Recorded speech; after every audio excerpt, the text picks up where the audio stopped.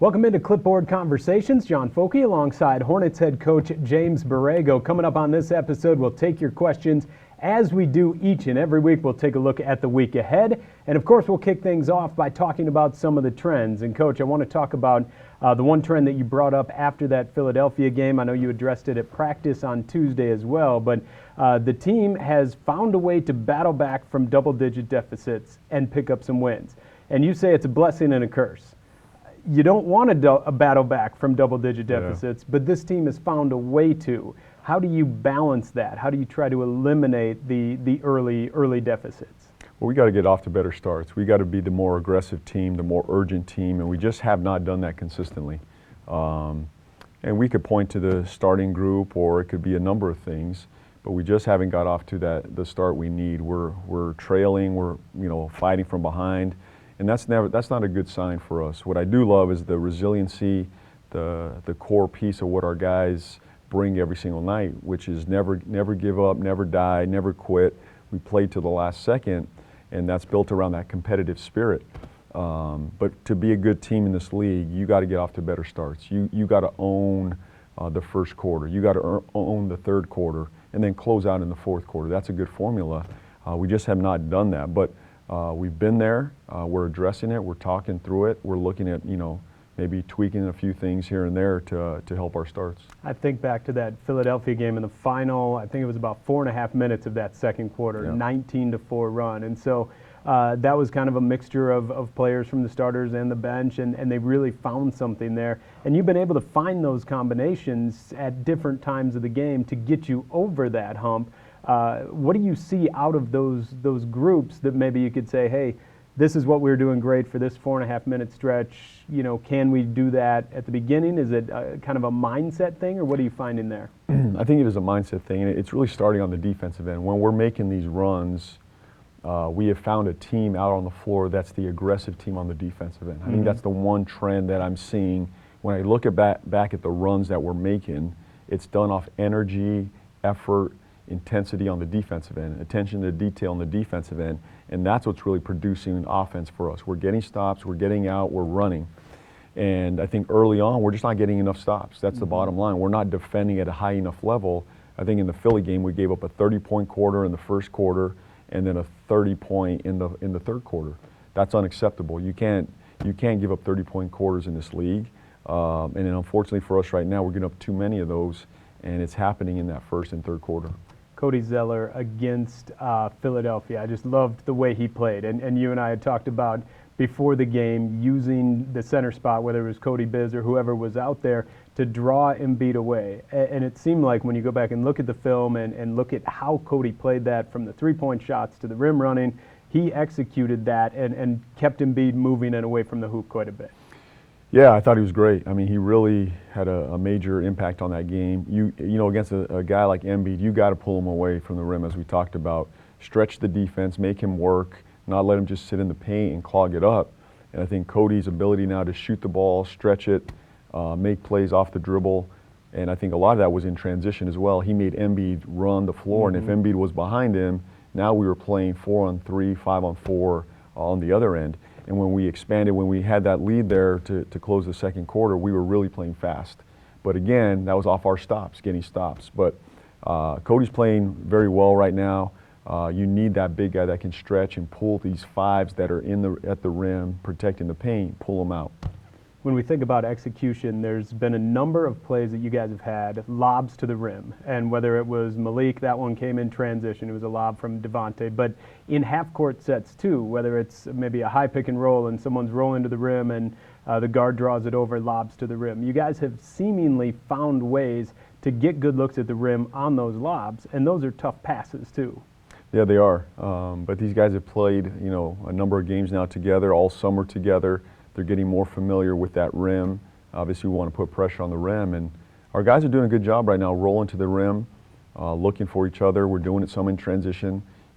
Some turnovers have turned into lobs in flow and transition. But in the half-court set as well, we're looking for those things. Anytime we can get a lob, it really energizes our group, energizes the crowd, gets us going, and we saw that the other night in Philly. And I want to wrap up by talking about Malik Monk, and we saw him come off the bench, 15 points against Philly.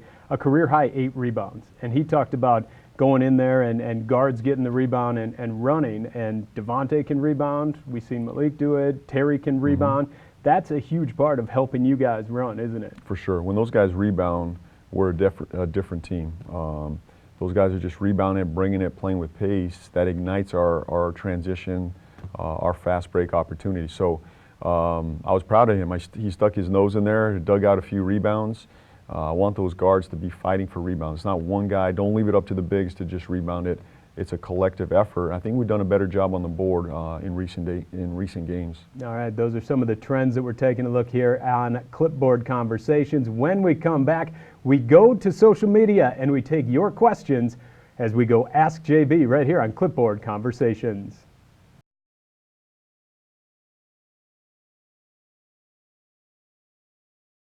Time to Ask JB, one of our favorite segments here as we take your questions via social media. Don't forget, follow the Hornets across all their social media platforms. We'll be asking for your questions and posing them. And by the way, happy birthday, Coach. Hey, thank you. Okay. Thank you. We didn't bring it up in the trend because trending good towards great, right? That's how right, that's birthdays go. Little 1 year wiser, I guess. More grays, too. I don't know if it's the age or the team or what. It's a little bit of both. Well, as we go into Ask JB, this is kind of a question along those lines. And it is, do you sleep better the night before or after a game? And maybe the result plays a factor in there. Yeah, for sure. I have a hard time sleeping after a game. Usually the night before I do pretty well. I make sure I get a good night's sleep before the game. Maybe sometimes I'll sneak a nap in, on game day, but it's tough to unwind after a game. So I have some new techniques I'm trying, maybe doing a little reading before I go to bed, slow the mind down, but as competitors, it's hard to turn it off, and I can only imagine what it's like as a player. The energy, the adrenaline is pumping, so much tougher after the game. All right. Here's one from Slick Propaganda, and we talked about this at practice just a little bit ago, but talking about closing out games. And the Hornets started so good, 3-0 in clutch time. They've dropped their last 2, but overall above 500 in clutch time situations this season, very good at the end of last season. How do you, as a coach, decide who's going to be on the floor in the final minutes of a close game like that? Well, right now, it's a fluid thing. Whatever group I feel is rolling or fits for that time, and who's played well in that game. Ultimately, you'd love to have a closing group that you can go to. We're not there right now, and right now I'm going with a group that's gotten us there or has put us in position to close out that game. So it's a game-to-game thing right now, and I'm just going with my gut, watching. I talk to my staff, and we go with our group. Just like the Indiana game, we didn't know that group was going to close. To close with Cody Martin and Biz out there, but that group was hot. They were rolling, and we went with it.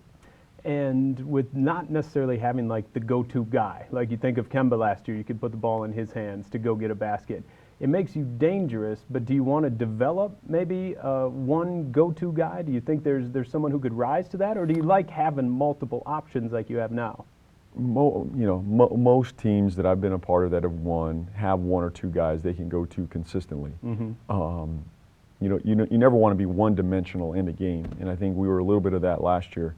But we're a little more diverse right now. We could go to a number of guys, so we'll keep our opponents guessing. But ultimately, we love to have and develop one or two guys that we can go to down the stretch. All right, here's one from James Young, MVP 43. I think we had one from him in the past. It's your birthday. What's your favorite food? Well, what are you coming home to? Tacos. Tacos? I'm a taco guy.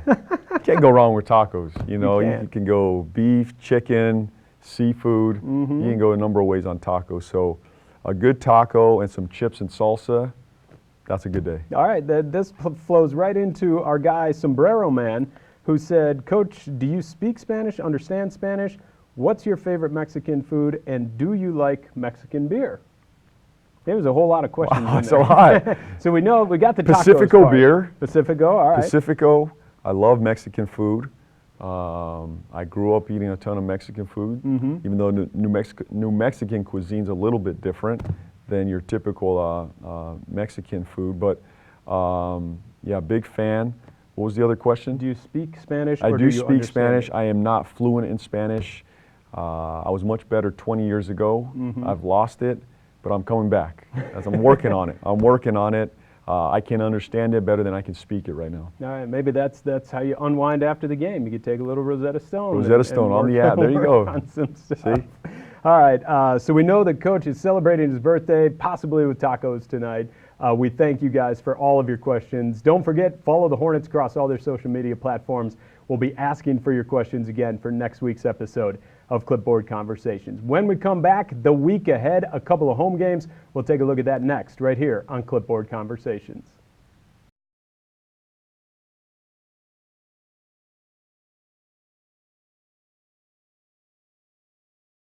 Final segment here of Clipboard Conversations. We take a look at the road ahead. You're wrapping up a stretch here of, I believe it's 5 out of 6 at home and about to launch into a stretch of 7 out of 9 on the road. So trying to take care of being here at Spectrum Center over the next 2. And you've got Memphis and Detroit coming in. And kind of interesting that you just saw Memphis, literally just saw them in person as you went down to San Antonio for Tony Parker's jersey retirement. What stood out about watching the Grizzlies in person? They had very good balance last night against San Antonio. A mixture of youth, young guys, and some veterans that know how to play, that are tough.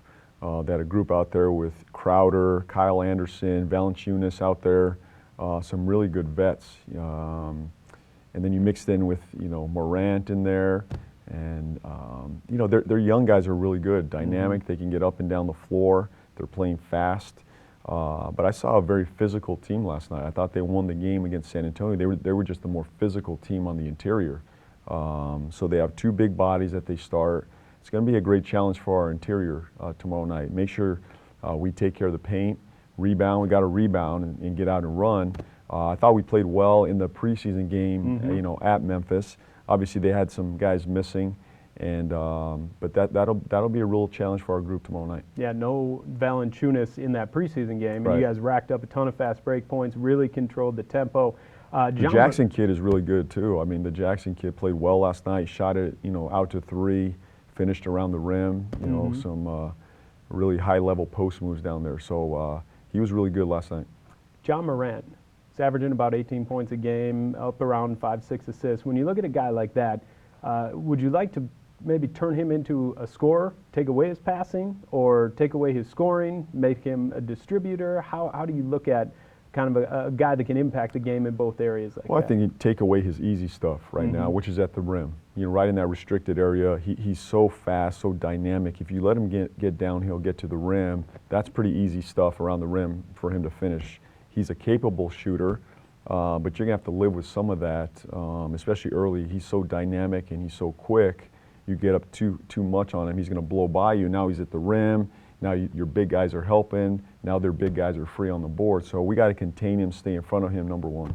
And finally, as we wrap up here, Friday, we've got Detroit coming in. This is going to be kind of a fun matchup because you're talking about 2 guys that are maybe the league leaders in terms of, and you throw Lou Williams in there, 6th man of the year. Derrick Rose, I know he's starting right now, but Derrick Rose put together a great season coming off the bench for Detroit. You've got Devontae Graham, who's in that conversation for you guys. What stands out about what Derrick Rose can do, and now that he looks fully healthy? Yeah, he looks great right now. I mean, he's shooting the ball well. He's still got that explosiveness, knows how to play. He's even more experienced now, better decision maker. So he's a problem off their bench. Obviously, they may start him now, with their injuries, but he had his way before he got hurt, last year with a number of teams, and explosive, knows how to play. So, and then you look at Devontae, he's giving us a lot off the bench, and I think those are valuable pieces that you can bring in off the bench, give you instant offense or decision making out there. That's a luxury for any head coach. It's going to be a lot of fun to see these 2 teams come in. Memphis coming off the big win over San Antonio. Detroit coming in on Friday. Get your tickets at Hornets.com. Coach, enjoy the birthday. Thank you so much for your time. Appreciate it. Thank you. All right, that's going to do it for this episode of Clipboard Conversations.